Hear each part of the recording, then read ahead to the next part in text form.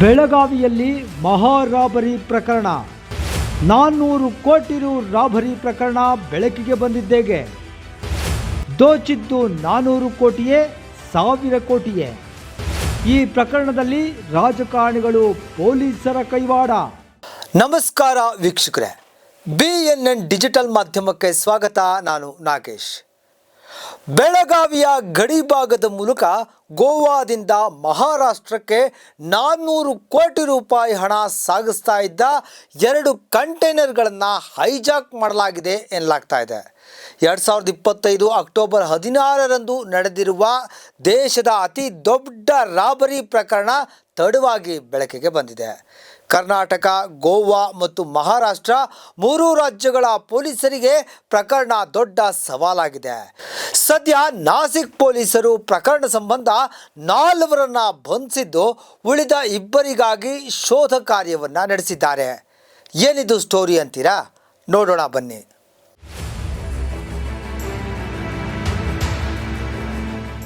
₹400 ಕೋಟಿ ಹಣ ಸಾಗಿಸುತ್ತಿದ್ದ 2 ಕಂಟೈನರ್ಗಳನ್ನು ಬೆಳಗಾವಿ ಗೋವಾ ಗಡಿ ಚೋರ್ಲಾ ಘಾಟ್ನಿಂದ ನಾಪತ್ತೆಯಾಗಿರೋದು ಬಹಿರಂಗವಾಗಿದೆ.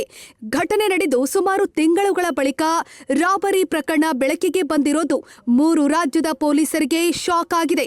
ಜೊತೆಗೆ ಸಾಕಷ್ಟು ಅನುಮಾನಗಳಿಗೂ ಕಾರಣವಾಗಿದೆ. ಬೆಳಗಾವಿ ಜಿಲ್ಲೆಯಲ್ಲಿ ನಡೆದ ರಾಬರಿಯಿಂದ ಮಹಾರಾಷ್ಟ್ರದಲ್ಲಿ ಸಂಚಲನ ಸೃಷ್ಟಿಯಾಗಿದೆ.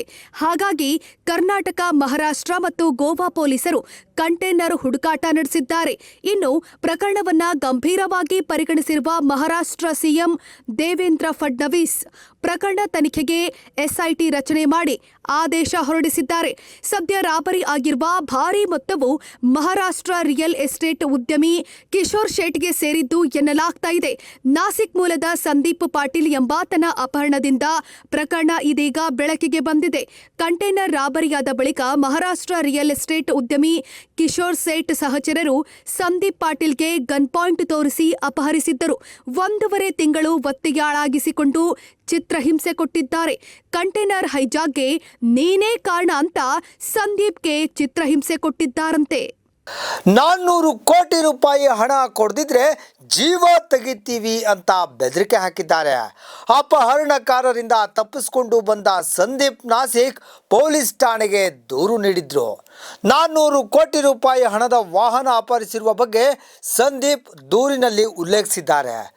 ಸಂದೀಪ್ ನೀಡಿದ ದೂರಿನ ಮೇರೆಗೆ 4 ಬಂಧಿಸಿದ್ದು, 2 ತಲಾಶ್ ನಡೆದಿದೆ. ಇದು 400 ಕೋಟಿ ರೂಪಾಯಿಯಲ್ಲ, 1000 ಕೋಟಿ ರೂಪಾಯಿ ಪ್ರಕರಣ. ಚೋರ್ಲಾ ಘಾಟ್ನಲ್ಲಿ ರದ್ದಾದ 2000 ನೋಟು ತುಂಬಿದ ಹಣದ ಕಂಟೈನರ್ ಗಯಾಬಾಗಿದೆ. ಕಂಟೈನರ್ ಗಯಾಬ್ ಮಾಡಿದ ಆರೋಪಿಗಳು ಬಿಲ್ಡರ್ ಕಿಶೋರ್ಗೆ ನನ್ನ ಹೆಸರಿನಿಂದ ಕರೆ ಮಾಡಿ 100 ಕೋಟಿ ರೂಪಾಯಿ ಡಿಮ್ಯಾಂಡ್ ಮಾಡಲಾಗಿದೆ. ಆಗ ಕಿಶೋರ್ ಸಹಚರರು ನನ್ನನ್ನು ಕಿಡ್ನ್ಯಾಪ್ ಮಾಡಿ ಚಿತ್ರಹಿಂಸೆ ಕೊಟ್ಟು ಬಿಡುಗಡೆ ಮಾಡಿದ್ದಾರೆ. ಮಹಾರಾಷ್ಟ್ರದ 2 ಪೊಲೀಸ್ ಅಧಿಕಾರಿಗಳೇ ನನಗೆ ವಾಟ್ಸಪ್ ಕರೆ ಮಾಡಿ ಬೆದರಿಕೆ ಹಾಕಿದ್ರು. ಹೀಗಾಗಿ ಕೆಲ ದಿನ ಜೀವ ಭಯದಿಂದ ಸುಮ್ಮನಾಗಿದ್ದೆ.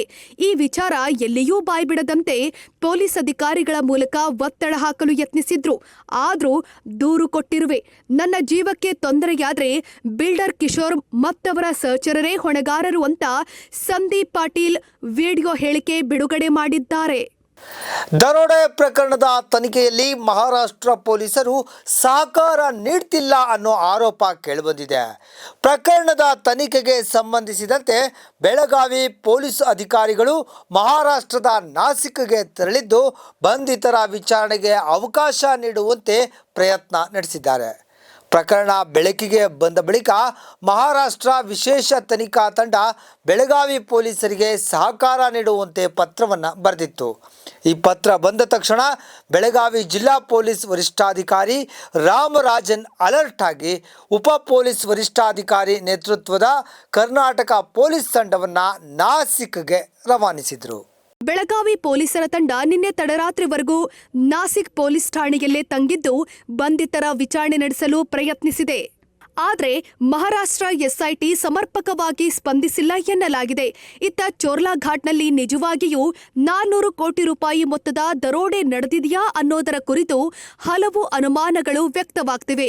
ದೂರುದಾರ ಸಂದೀಪ್ ಪಾಟೀಲ್ ನೀಡಿರುವ ಹೇಳಿಕೆಯಲ್ಲಿ ಎಷ್ಟು ಸತ್ಯಾಂಶ ಇದೆ ಅನ್ನೋದನ್ನ ಪತ್ತೆ ಹಚ್ಚಲು ಕರ್ನಾಟಕ ಪೊಲೀಸರು ಮುಂದಾಗಿದ್ದಾರೆ.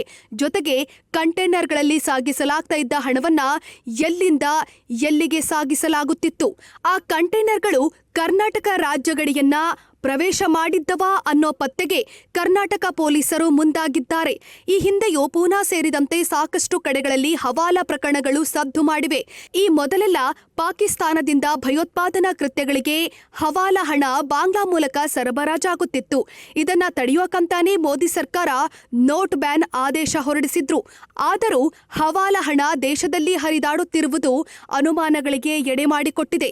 ಮೋದಿ ಸರ್ಕಾರ ಬಂದ ಹೊಸತರಲ್ಲಿ ನಮ್ಮ ಬೃಹತ್ ನಾಡು ಮಾಧ್ಯಮವು 2015-16ರಲ್ಲೇ ಹವಾಲಾ ಹಣ ಹಾಗೂ ನೋಟ್ ಬ್ಯಾನ್ ಕುರಿತಂತೆ ಸುದೀರ್ಘ ಅಧ್ಯಯನ ಪೂರ್ಣ ಲೇಖನ ಪ್ರಕಟಿಸಿತ್ತು. ಅಷ್ಟೇ ಅಲ್ಲದೆ ಮೋದಿಯವರಿಗೆ ಪತ್ರವನ್ನ ಬರೆದು ಆ ಕುರಿತು ವಿವರಿಸಿತ್ತು. ಆ ನಂತರದಲ್ಲಿ ಹಲವು ಕ್ರಮಗಳಾದರೂ ಇವತ್ತಿಗೂ ಈ ಹವಾಲಾ ದಂಧೆ ನಿಲ್ಲದಿರೋದು ದುರಂತವೇ ಸರಿ. ಇದು ಆಡಳಿತ ವೈಫಲ್ಯವೋ ಅಥವಾ ಮೋದಿ ವೈಫಲ್ಯವೋ? ಡಿಜಿಟಲ್ ಯುಗದಲ್ಲೂ ಇಂಥ ಅಕ್ರಮಗಳು ಅವ್ಯಾಹತವಾಗಿರೋದು ನಿಜಕ್ಕೂ ಅಚ್ಚರಿ. ಅಸಲಿಗೆ ಇಂತಹದೊಂದು ಪ್ರಕರಣದ ಸತ್ಯಾಸತ್ಯತೆ ಏನೇ ಇರಲಿ, ಇಷ್ಟು ದೊಡ್ಡ ಮಟ್ಟದಲ್ಲಿ ಹಣ ಹವಾಲಾ ರೂಪದಲ್ಲಿ ಹರಿದಾಡ್ತಾ ಇರೋದು ಹೇಗೆ? ಎಲ್ಲಿಂದ ಈ ಹಣ ಬಂದಿದೆ? ಇದು ಗಂಭೀರ ವಿಚಾರವಾಗಿದ್ದು, ಈ ಬಗ್ಗೆ ಉನ್ನತ ಮಟ್ಟದ ಸಿಬಿಐ ತನಿಖೆಯೂ ಆಗಬೇಕಿದೆ. ದೇಶದಲ್ಲಿ ಸಾಮಾನ್ಯ ಜನರು 50,000 ರೂಪಾಯಿ ನಗದನ್ನು ಬ್ಯಾಂಕ್ನಲ್ಲಿ ಠೇವಣಿ ಇಡಬೇಕಾದ್ರೆ ಆಧಾರ್ ಕಾರ್ಡ್, ಪ್ಯಾನ್ ಕಾರ್ಡ್ ಎಂಬ ಹಲವು ದಾಖಲೆಗಳನ್ನು ತೆಗೆದುಕೊಂಡು ಠೇವಣಿ ಪಡೆದುಕೊಳ್ತಾರೆ. ಸರ್ಕಾರದ ನಿಯಮದ ಪ್ರಕಾರ 50,000ಕ್ಕಿಂತ ಹೆಚ್ಚು ನಗದು ಇದ್ದಲ್ಲಿ ಅಂತಹವರ ವಿರುದ್ಧ ತನಿಖಾ ಸಂಸ್ಥೆಗಳು ತನಿಖೆ ನಡೆಸಿ ತಪ್ಪು ಕಂಡು ಬಂದಲ್ಲಿ ಅಂತಹವರನ್ನ ದಸ್ತಗಿರಿ ಮಾಡೋದು ವಾಡಿಕೆ. ಆದರೆ ಈ 400 ಕೋಟಿ ನಗದು ವಹಿವಾಟಿಗೆ ಕೇಂದ್ರ ಸರ್ಕಾರ ಹಾಗೂ ವಿತ್ತ ಸಚಿವೆ ಶ್ರೀಮತಿ ನಿರ್ಮಲಾ ಸೀತಾರಾಮನ್ ರವರ ಸ್ಪಷ್ಟನೆ ನೀಡಬೇಕಾಗಿರುವ ಜವಾಬ್ದಾರಿ ಅವರದ್ದಾಗಿರುತ್ತದೆ. ನೋಡೋಣ ಕೇಂದ್ರ ಹಾಗೂ ರಾಜ್ಯ ಸರ್ಕಾರಗಳ ನಡೆ ಏನೆಂದು. ನೋಡಿದ್ರಲ್ಲ ವೀಕ್ಷಕರೇ, ಈ ಮಾಹಿತಿ ನಿಮಗೆ ಇಷ್ಟವಾಗಿದ್ದಲ್ಲಿ ಲೈಕ್ ಮಾಡಿ, ಶೇರ್ ಮಾಡಿ, ನಮ್ಮ ಚಾನಲನ್ನು ಸಬ್ಸ್ಕ್ರೈಬ್ ಮಾಡಿ. ನಿರಂತರ ಅಪ್ಡೇಟ್ಸ್ಗಾಗಿ ಬೆಲ್ ಬಟನ್ ಐಕಾನನ್ನು ಒತ್ತೋದನ್ನು ಮರಿಬೇಡಿ. ನಮಸ್ಕಾರ.